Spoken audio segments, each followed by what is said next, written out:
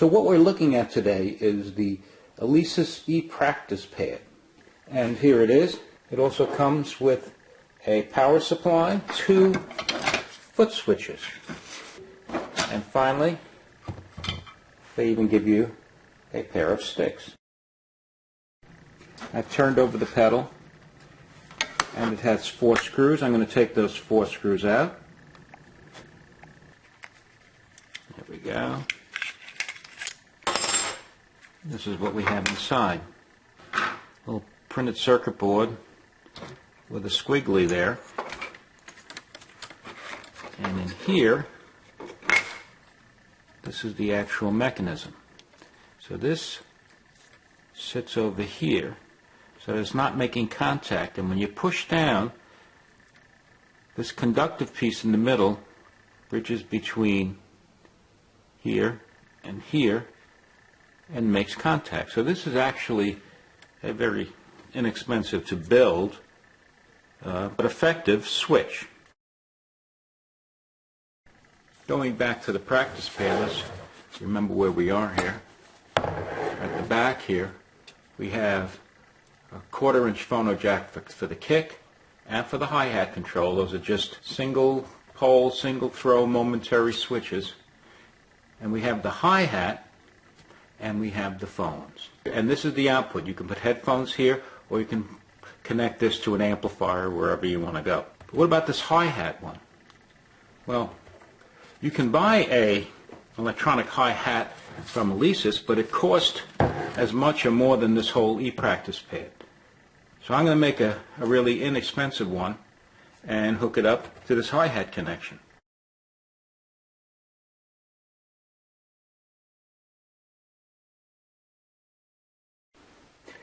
Here's the piezo element. I've taken an old cable that I had, and I cut it, and I tinned the wire. That means I heated them and put some solder on them. And I'm going to attach this to this. Now, this comes pre-tinned, and this is tinned. So all you have to do is heat the end of this and just hold it on there for a second, and that's it. Same thing over here, and that's it. It is on, and it will stay on. So let's just take another closer look here. Let me get something that you can see it with. There you go. There's the connection.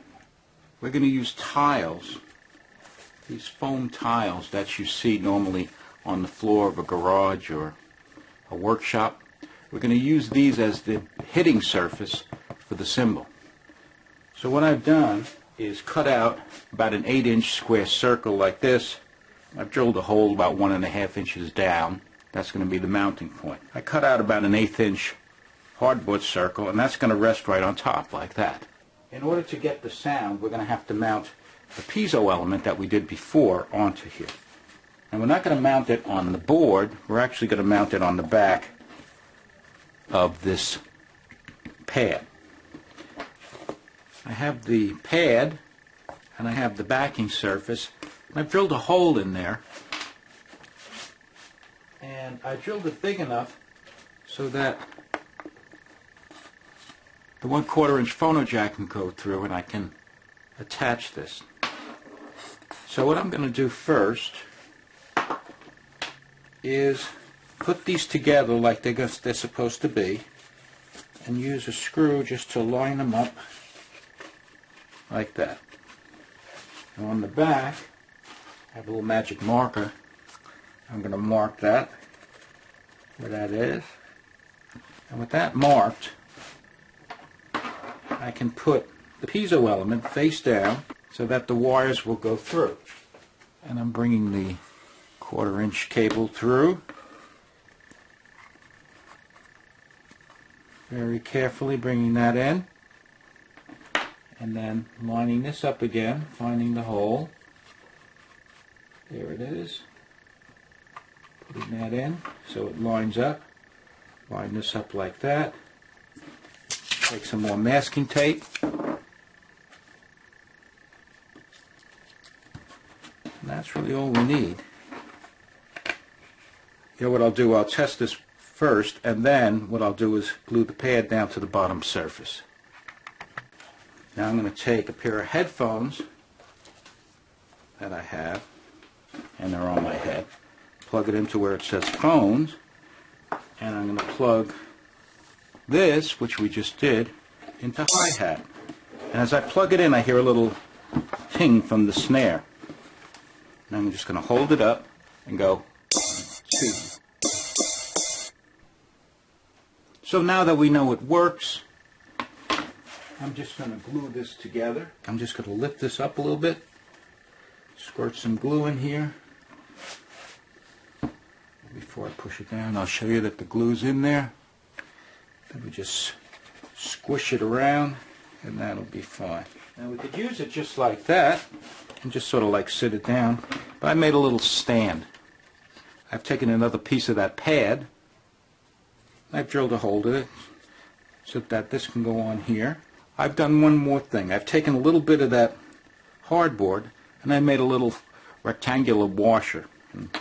So what I'm going to do is I'm going to take like a 2-inch screw, put it through, put that through like this, because if I didn't have the washer, the screw would push right down and it really wouldn't make a good mounting. That goes like that. Get my drill, screw it in. There we go.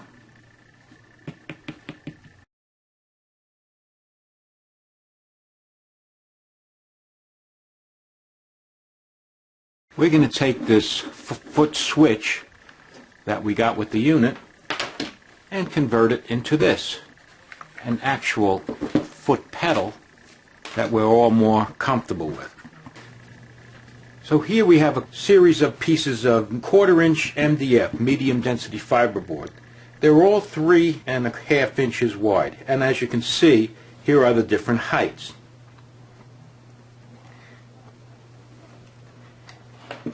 And in addition to these, I got some number 6 by 1/2 inch sheet metal screws. They work very well in MDF.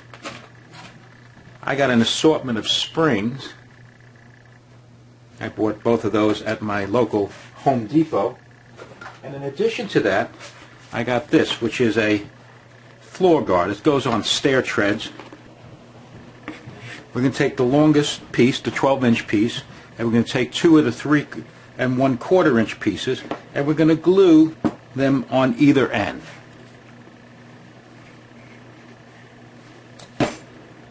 Now the glue has dried. We're going to put this aside, and we're going to take the 8 5/8 inch piece that we cut before. And notice I've put a slight angle here. I've sanded down the edge to make a slight angle.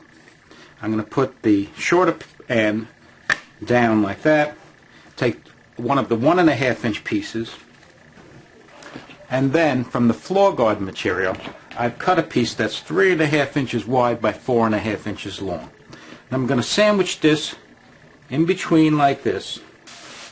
I'm going to drill a little pilot hole. Anywhere is fine.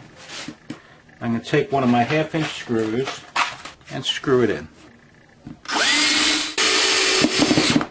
Now we'll take our larger piece that we glued up before and place it here.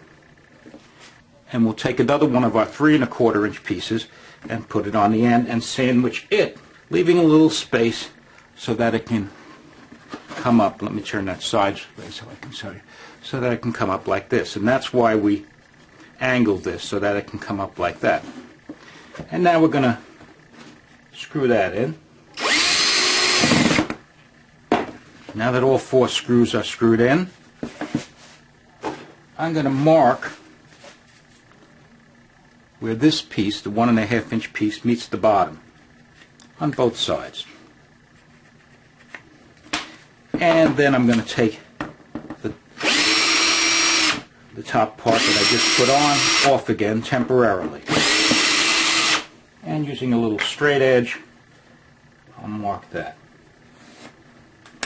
Now I'm going to get my assortment of springs, compression springs, But I'm going to find two that are fairly stiff.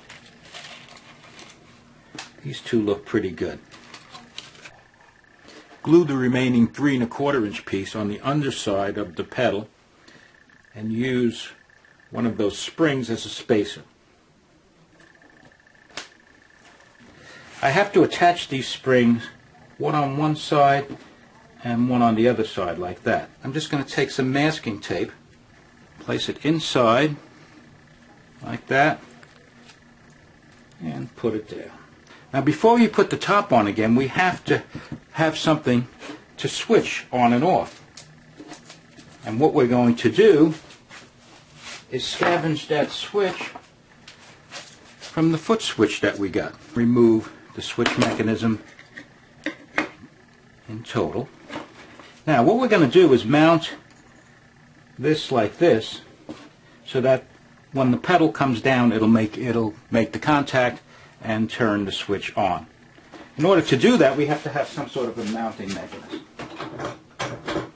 And I've taken the remaining 1 1/2 inch wide piece and I've drilled a 5/8 inch hole using a spade bit like this. And that allows this piece to come through. And I'm going to take my drill bit very carefully. I'm going to carve out a space. Okay, and there's that little ridge that we have, and that will go on like that.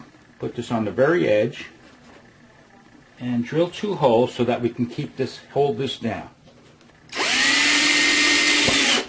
Place the plunger on top and make sure that the plunger, the black dot in the center, is somewhere in this area here with the squiggly.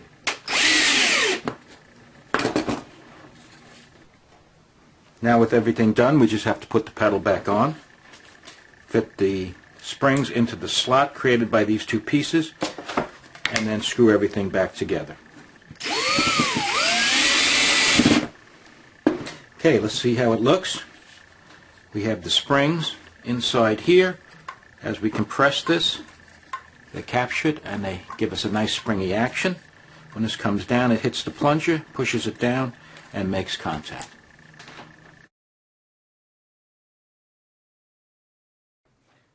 So let's give this a try. Bass pedal first. Hi-hat. Hi-hat pedal.